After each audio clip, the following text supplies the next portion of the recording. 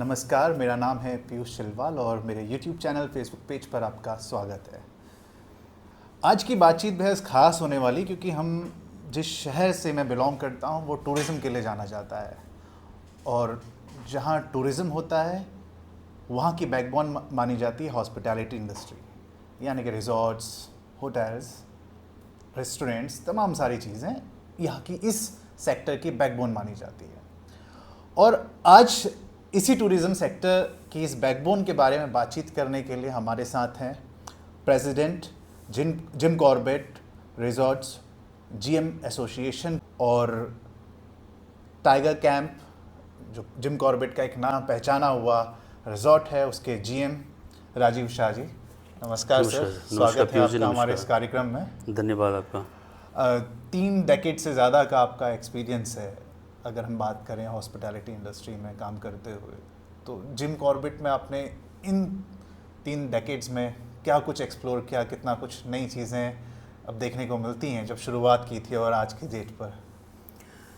देखिए, मैंने अपना जो कैरियर शुरू किया था वो लगभग 89-90 में मैंने स्टार्ट किया था और उस समय जो पहला रिजॉर्ट आया था वो क्वालिटी इन नाम से एक रिजॉर्ट था जो कि लगभग रामनगर से लगभग 20 किलोमीटर्स की डिस्टेंस पर है। उस समय कोई भी रिजॉर्ट नहीं हुआ करता था, लोगों का रिजॉर्ट कॉन्सेप्ट भी नहीं था इस जगह पर, और मुझे एक अपॉर्चुनिटी मिली उस समय काम करने की और मैंने वहाँ ज्वाइन किया। अगर हम उस समय का एक माहौल देखें टूरिज़्म सेक्टर के हिसाब से, तो उस समय नेचर अपने फुल स्विंग पर था इस एरिया में। जो कॉर्बेट नेशनल पार्क आज वाइल्ड लाइफ के बारे में जाना जाता है, वो वाइल्ड लाइफ उस काल में, उस टाइम में, उस पीरियड में लगभग आप ये समझिए कि लगभग 12 से 15 साल तक वो टूरिज़्म सेक्टर में वो वाइल्ड लाइफ जाना जाता था। लोग वाइल्ड लाइफ को देखने आते थे, बहुत सिंसियर होते थे, और ये समझिए कि मतलब एक बैकबोन जो उस समय स्टार्ट हुई थी, टूरिज़्म की स्टार्ट की थी, श्री अतुल शर्मा जी थे उसके ओनर, उन्होंने स्टार्ट किया था। He was quite young that time और उनके अंडर में हमें काम करने का मौका मिला। तो उसमें पूरा एक नेचुरल एनवायरनमेंट मिलता था, उसी टेस्ट के लोग वहाँ आया करते थे। और वो पहला रिजॉर्ट होता था वो पायनियर रिजॉर्ट होता था। और जिस समय हम लोग वहाँ से अपने टाउन रामनगर में हम लोग जब कभी छुट्टी में आते थे, हफ्ते में 1-2 दिन या महीने में 2-1 दिन, तो आप पीयूष जी ये समझिए कि उस समय ये होता था कि अगर हम आते थे, एक बाइक होती थी उस समय यामा, उस यामा को लेकर के मैं वहाँ से आता था और बस यही डर रहता था कि अब टाइगर मिलेगा, अब एलिफेंट मिलेगा, क्योंकि इस विसिनिटी की जो एक पहचान है वो वाइल्ड लाइफ से है, वो यहाँ के फ्लोरा फौना से है। हम यही देखते थे। और जब हम आते थे तो आप ये समझ लीजिए कि अगर विंटर्स का टाइम है तो लगभग 5 बजे के बाद कर्फ्यू सा लगा होता था, कोई भी इंसान हमें रास्ते में नहीं दिखाई देता था। बहुत रेयर कभी कोई दिखा देगी।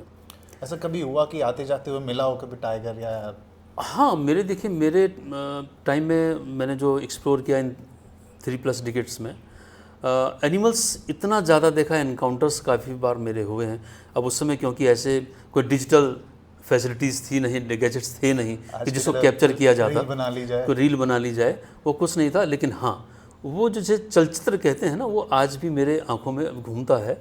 और जब मैं अपने गेस्टों से, मैं गाहे बगाहे में लोगों से शेयर करता हूँ, जब लोग पूछते हैं मेरे से, तो मैं वो चलचित्र मेरे आंखों में फिर से घूमता है और मैं लोगों को वो शेयर करता हूँ। और एक एनकाउंटर तो मेरा ऐसा हुआ था कि मैं जब इस टाइगर कैंप में था, लगभग 97 के आसपास में, और उस समय भी मेरा एक एनकाउंटर यहाँ से एक जगह, छोटी सी जगह है, एक रिंगोड़ा। तो रिंगोड़ा से पहले एक मज़ार होता था, वहाँ पर मेरा एक एनकाउंटर हुआ। और पीयूष जी बस ये समझिए कि उसमें आई वॉज क्वाइट यंग, और जब मैं आ रहा था जॉगिंग करते हुए रामनगर को, तो वो टाइग्रेस जो है मुझे आवाज़ सुनाई दी। तो मुझे मालूम था कि एक टाइग्रेस इस एरिया में है। तो स्लोली स्टीडली मैं रामनगर की तरफ मैं जॉगिंग करते हुए जा रहा था। जुलाई का महीना था, 31 जुलाई, आज भी याद है मुझे, 1999। और मैं इसी कैंप से बस ड्यूटी ऑफ करके चला गया। तो जैसे जैसे मैं आगे को बढ़ता गया वैसे वैसे उस टाइगर्स की आवाज़ क्लोज होती गई। और उस समय रोड की विड्थ भी बहुत कम हुआ करती थी। व्हीकल्स अगर दोनों डायरेक्शन से आ रहे हैं तो कच्चे में दोनों को उतरना पड़ता था। और जब मैं उस मज़ार के मोड़ पर पहुंचा तो बहुत ज़्यादा एक तेज़ रॉर सी हुई और वहाँ से टाइगर्स बाहर निकले। और ये समझिए कि जो रोड की विड्थ थी उसमें लेफ़्ट साइड में मैं था और राइट साइड में वो खड़ी थी। तो वो भी आज मेरी आंखों में घूमता है। और वो ऐसा एनकाउंटर था कि मैं शायद उसको अपनी ज़िंदगी में नहीं भूल सकता।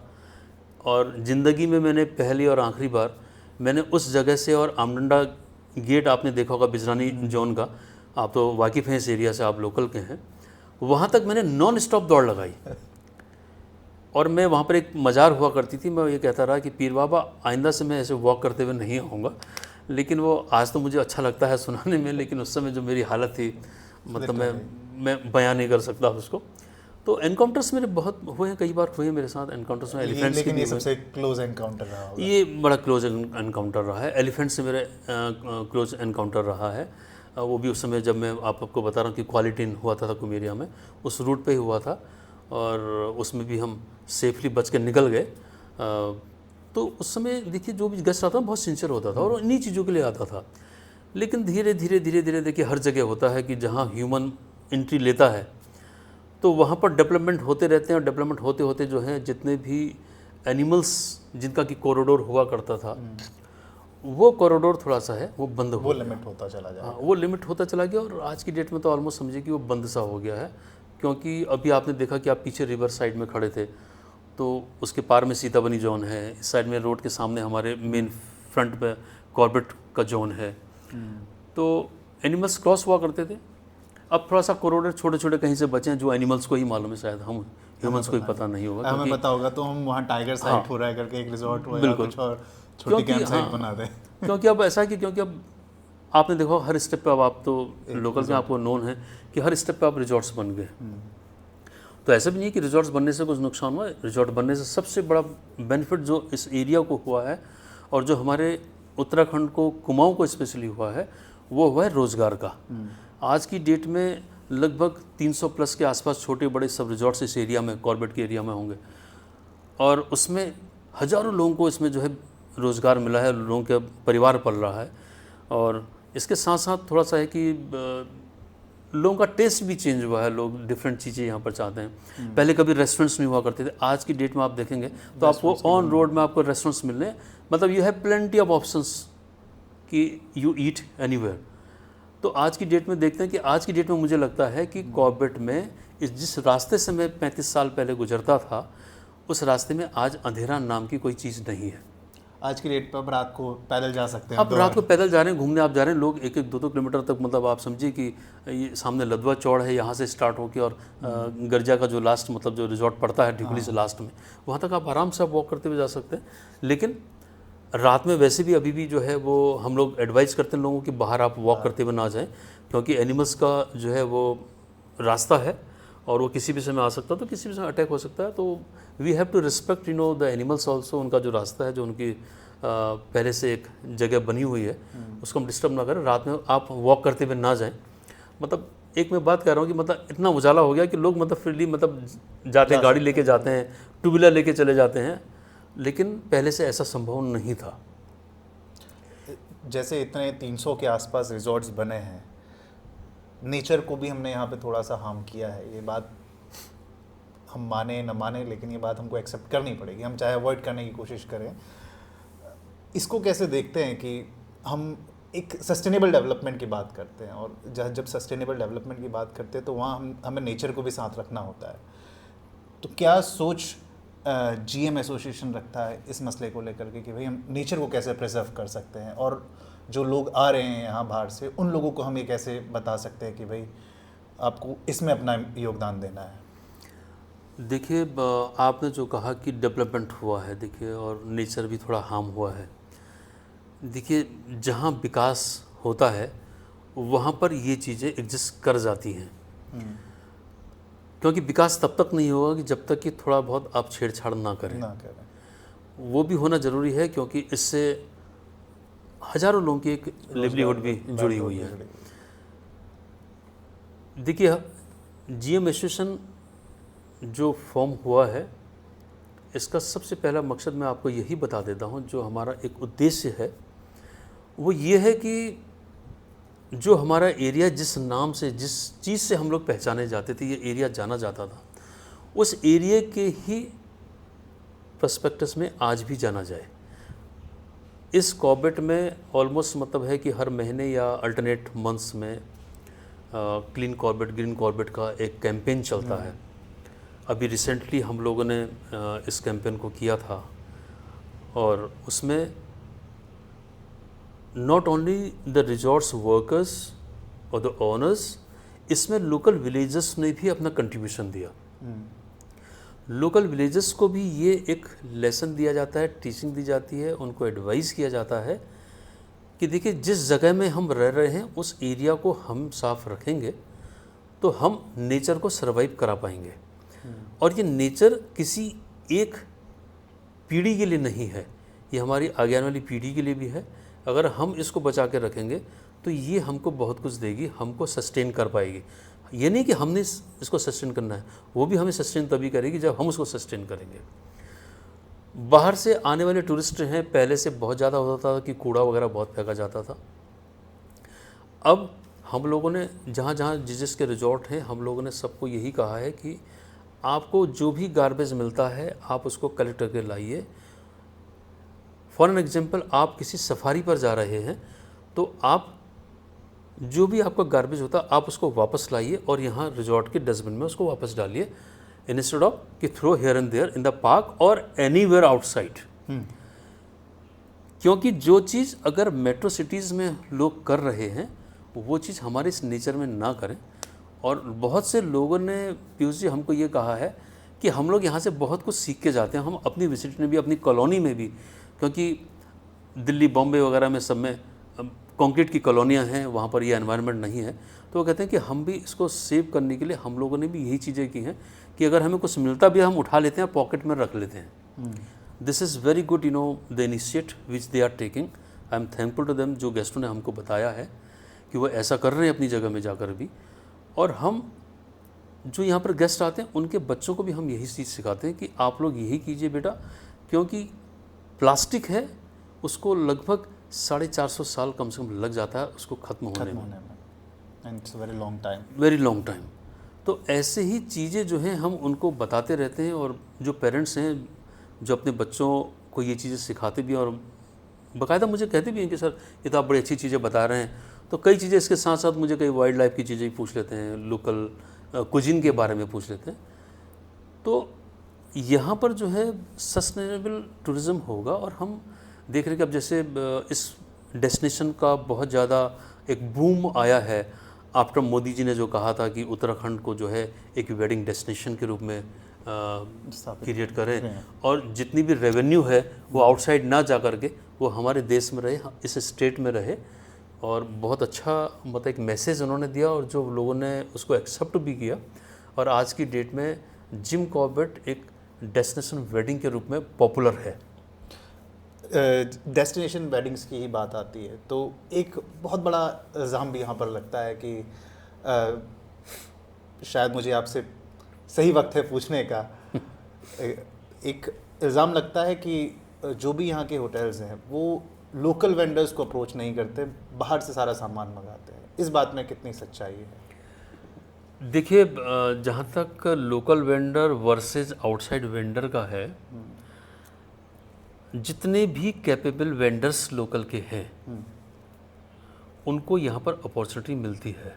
मैं इसका एक छोटा सा एग्जांपल आपको देता हूँ, आपने बहुत अच्छा पूछ भी लिया ये। इसी ढुकली में एक लड़का है योगेश, वो अपना छोटा मोटा डीजे का काम करता था।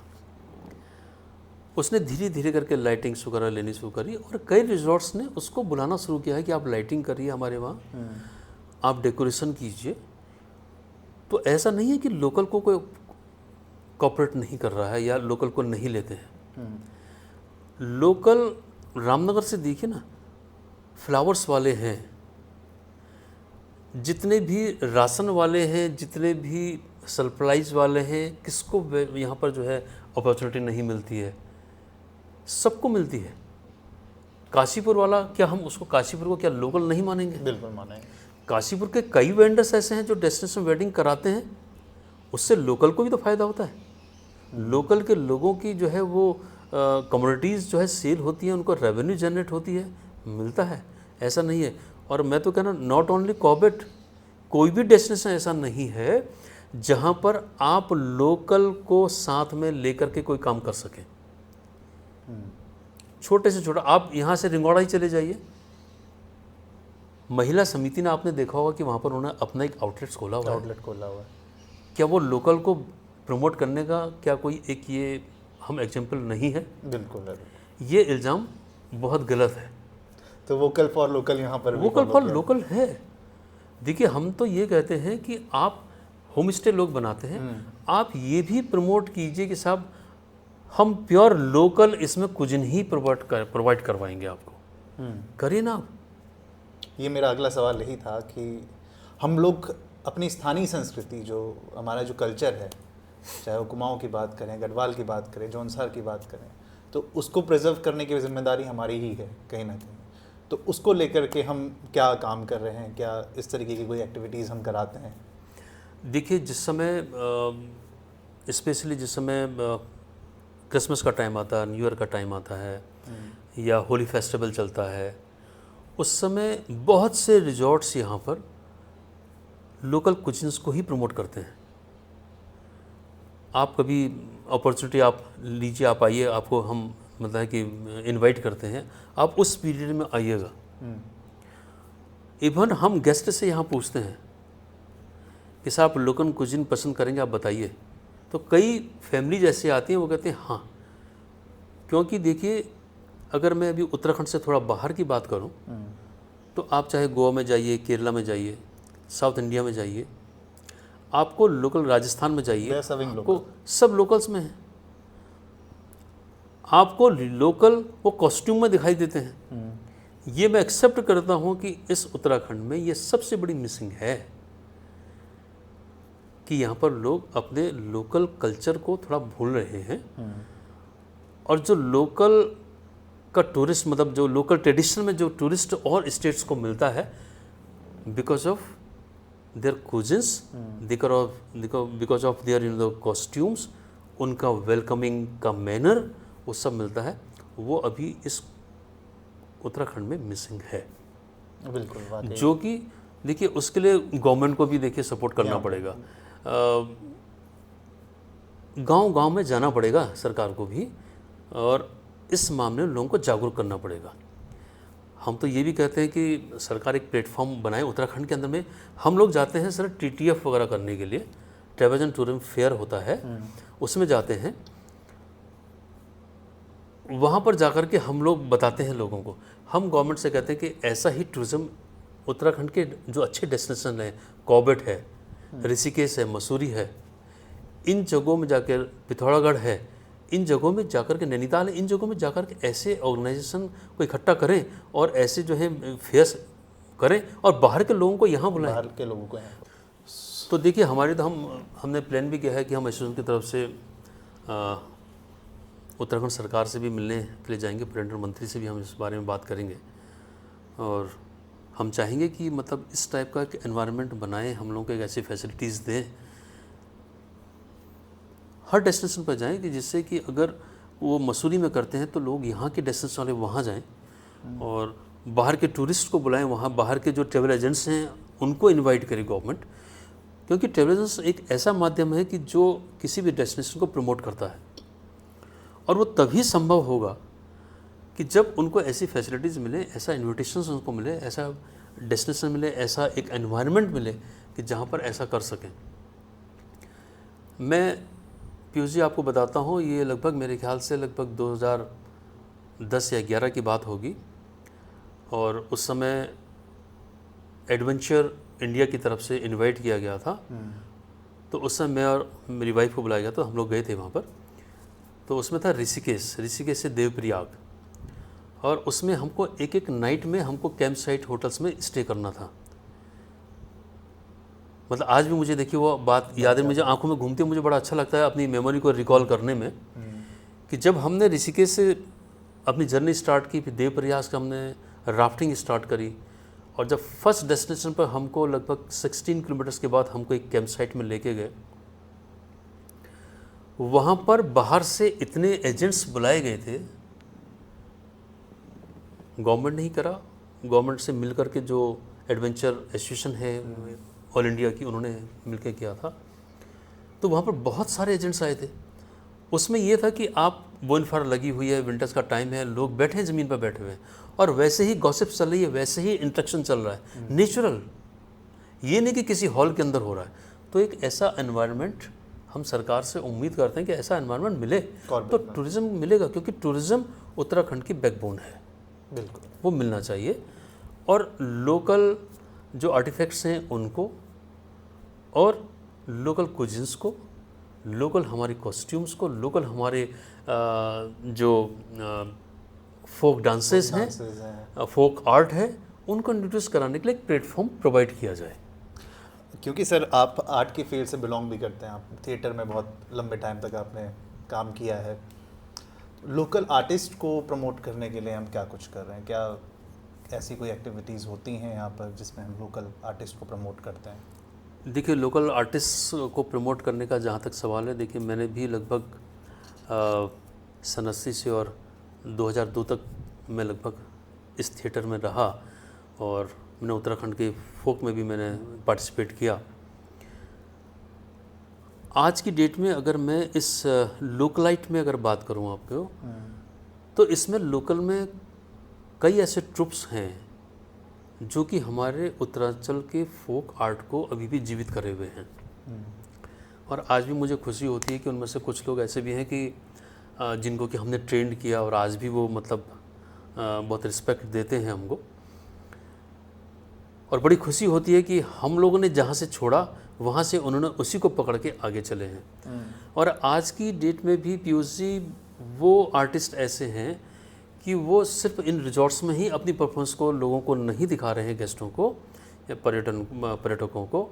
वो बाहर भी जाते हैं, बाहर के स्टेट्स में भी जाते हैं, उत्तराखंड के अलग अलग सिटीज़ में भी जाते हैं।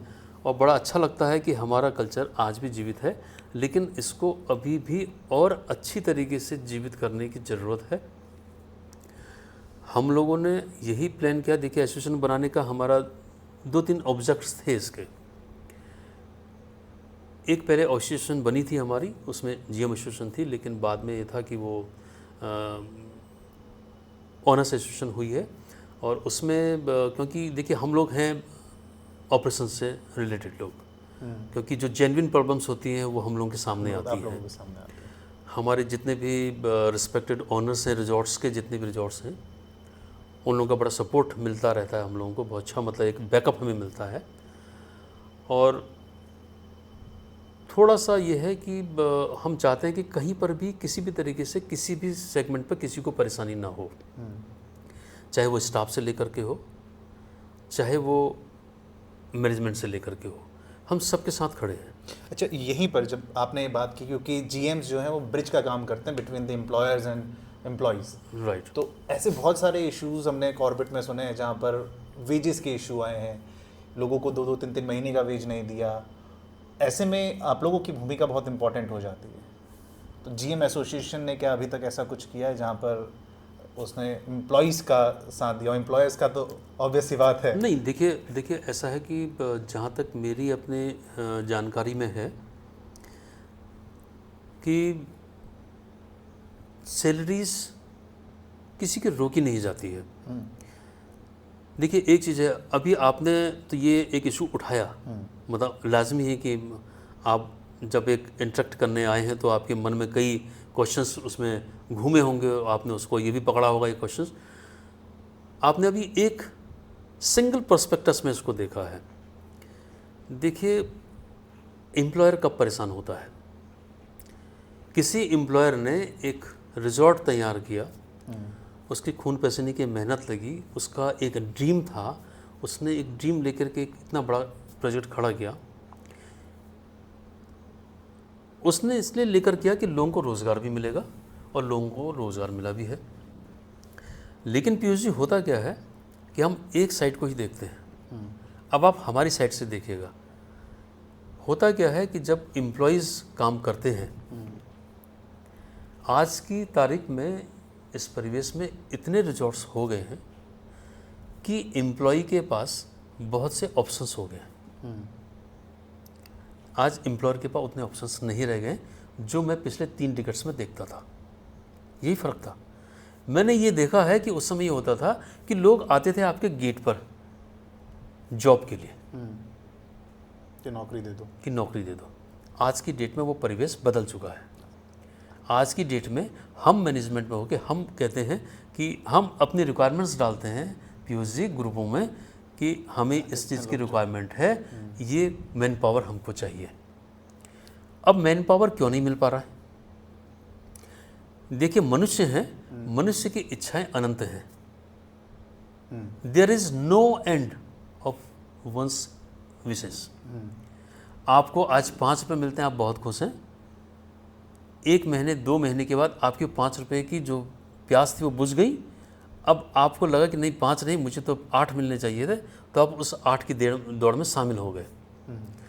लेकिन जहाँ आपको जॉब मिला, जहाँ पर आपको एनवायरनमेंट मिला, आपने वहाँ की चीज़ को भूल गए आप, और आपने बिना टाइम दिए हुए आपने सडन वहाँ से छोड़ के भाग गए। अब आप ये बताइए कि क्या ये करना ठीक है? हम ये कहते हैं कि एक टाइम फ्रेम दे दीजिए, 15 दिन का दीजिए, महीने भर का टाइम दीजिए। अगर हम अपने किसी एम्प्लॉय को हटा रहे हैं तो हमारी भी रिस्पॉन्सिबिलिटी है, वो हम भी देते हैं उसको 1 महीने का टाइम, या आप 1 महीना ले लो। इस पे एक चीज़ और आती है सर, जैसे बहुत सारे रिजॉर्ट्स पर ये इल्ज़ाम लगता है कि सीज़न के वक्त, जब सीज़न चल रहा होता है तब तो एम्प्लॉयज़ की हायरिंग की जाती है, लेकिन अब जैसे ही ये मॉनसून आना शुरू होगा उनकी फायरिंग शुरू हो जाएगी। नहीं, देखिए, एक चीज़ है, आज की डेट में अगर हम पर्टिकुलर जिम कॉर्बेट के बारे में बात कर रहे हैं, तो जिम कॉर्बेट में आज की डेट में हमारे पास ऐसी कोई इन्फॉर्मेशन नहीं है कि एम्प्लॉयज़ को हटा दिया जाता है। एक बात मैं बड़ा क्लियर यहाँ पर करना चाहूँगा, जितने भी एम्प्लॉयज़ हैं उनसे भी मैं उनको भी क्लियर करना चाहूँगा कि देखिए, एक बार एम्प्लॉयज़ को लगाने के बाद, उसको ऑफ सीजन में हटाने के बाद, फिर जब अक्टूबर से सीज़न स्टार्ट होता है उस समय एम्प्लॉय मिलना मुश्किल होते हैं।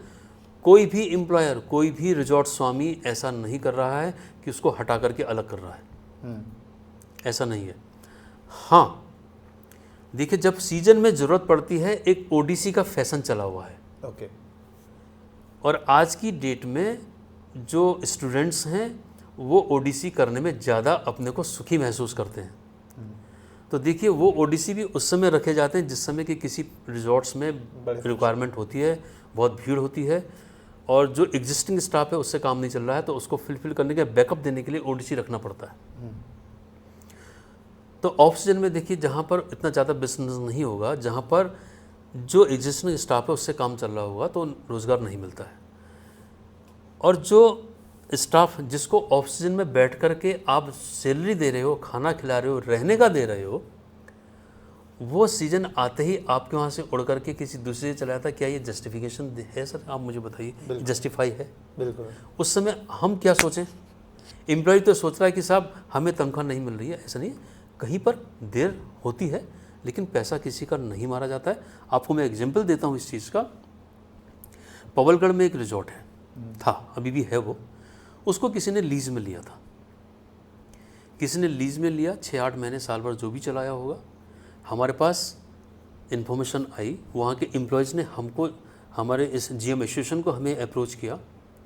सुबह सुबह मुझे अप्रोच किया गया। मैंने अपने जो और भी हमारे मेंबर्स हैं, जो हमारे पदाधिकारीज़ हैं इस एसोसिएशन के, उनको मैंने कोऑर्डिनेट किया और उनको कहा कि आप इस इशू को लेकर के आप पर्टिकुलर वहाँ पर जाइए। और वो वहाँ पर गए, वहाँ के ऑनर से बात हुई। जो लीज होल्डर थे वो कहीं बाहर थे, उनको बुलाया गया। उन्होंने आने से पहले मना कर दिया था, लेकिन जो फर्स्ट उसके ऑनर थे रिजॉर्ट के, उनको बुलाया गया। पहले तो वो लोग, मतलब जो लीज़ में जिन्होंने लिया था, उन्होंने लीज़ में देने, मतलब से लीज़ वगैरह देने में आनाकानी शुरू करी। लेकिन जब एसोसिएशन के लोग बैठे, उनके साथ जब बातचीतें हुई हैं और ये मसला जो है बेलपड़ा पुलिस चौकी तक पहुंचा, एसोसिएशन के हमारे पदाधिकारी भी गए। और मैं नहीं था उसमें, लेकिन हमारे जो पदाधिकारी थे जिनको हमने डिप्यूट किया था वो गए थे। रिजॉर्ट के फर्स्ट ऑनर को बुलाया गया, तो अल्टीमेटली वो एग्री हो गए कि साहब 1 महीने की हम तनख्वाह दे देते हैं, और उन एम्प्लॉयज़ को दी गई है। ऐसे किसी और मसले में भी जो है 2 एक केसेस हुए हैं, हम लोग गए वहाँ पर, उसको सॉर्ट आउट किया है।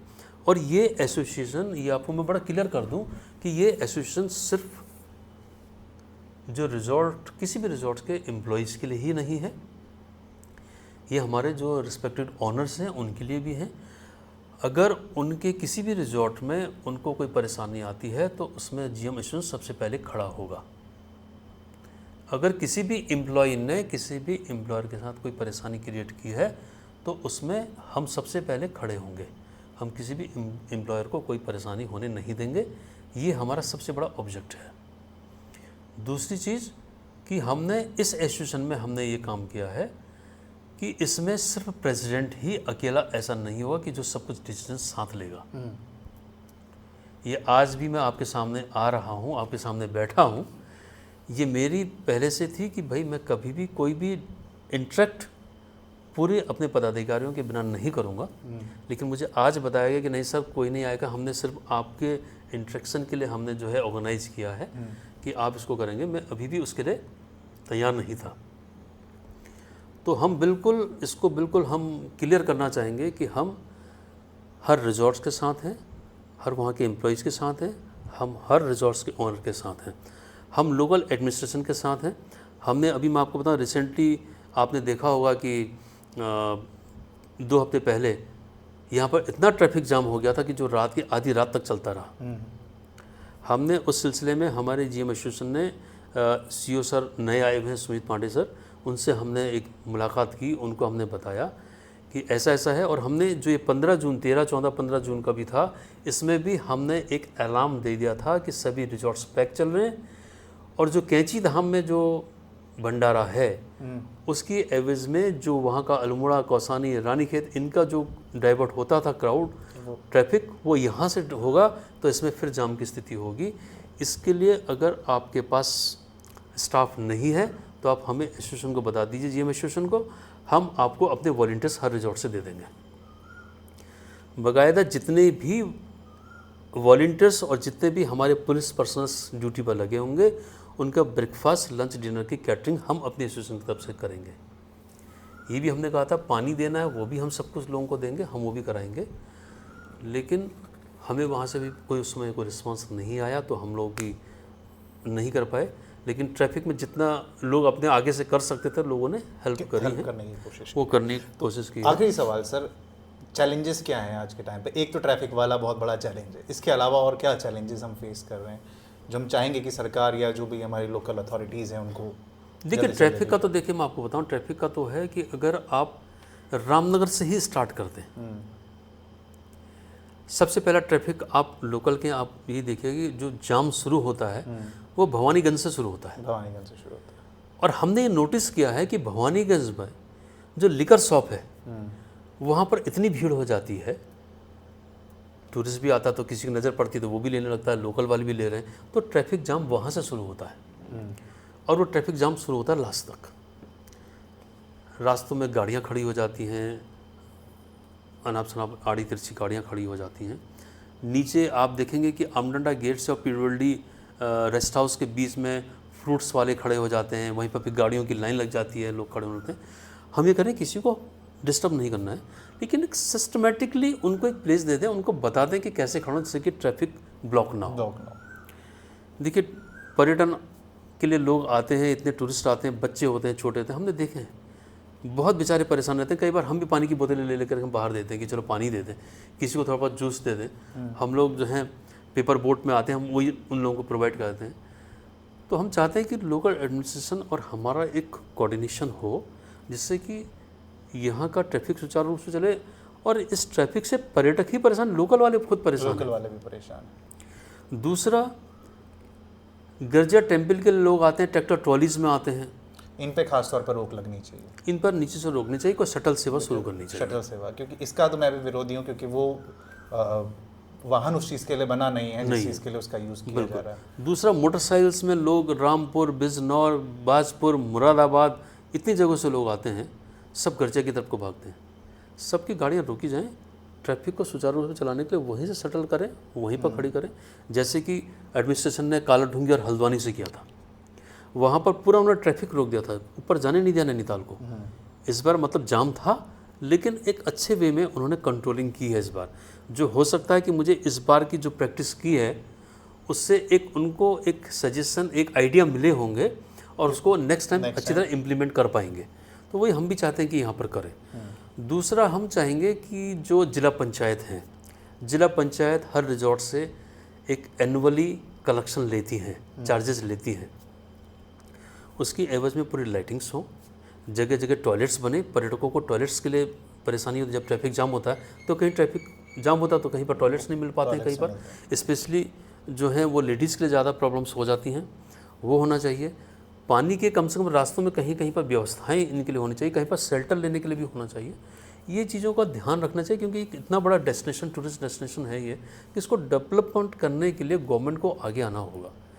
इतना टैक्सेज अगर लिए जा रहे हैं, उसकी कुछ 1% उसका कुछ परसेंट निकाल के इन जगहों पर थोड़ा सा खर्च करेंगे तो हमारे ही बेनिफिट के लिए होगा, बेनिफिट्स के लिए होगा।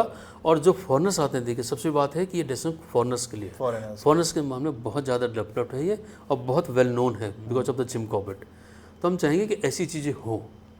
और बीच बीच में हम चाहेंगे कि सरकार करें, लोकल एडमिनिस्ट्रेशन करें, कि लोगों को थोड़ा सा मोटिवेट करें, लोकल्स में करें, और होटल रिजॉर्ट्स के स्टाफ के लिए कुछ ऐसी प्लानिंग्स करें कि वो लोग भी मोटिवेट हों और टूरिज़्म के लिए एक अच्छा काम करें।